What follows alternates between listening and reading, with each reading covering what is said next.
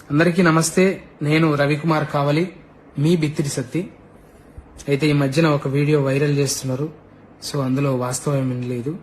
నేను ఎప్పటిలాగానే comedy videos చేస్తూ చిన్న చిన్న క్లిప్స్ రీల్స్ లాగా షార్ట్స్ లాగా పెడుతుంటా. అందులో చిన్న స్పెల్లింగ్ మిస్టేక్ అయింది. సో భగవద్గీత అంటే నేను ఆరాధిస్తా, పారాయణం చేయడానికి ప్రయత్నిస్తుంటా, ప్రచారం చేస్తుంటా. నా అభిమానులు, శ్రేయోభిలాషులు, నన్ను ప్రేమించేటోళ్ళు, నా బంధుమిత్రులు నిజంగా అది కించపరిచినట్టు అనిపిస్తే తప్పకుండా క్షమించమని అడుగుతున్నా. కానీ ఉద్దేశపూర్వకంగా చేస్తే మాత్రం అది ఎదుర్కొంటా ఖచ్చితంగా.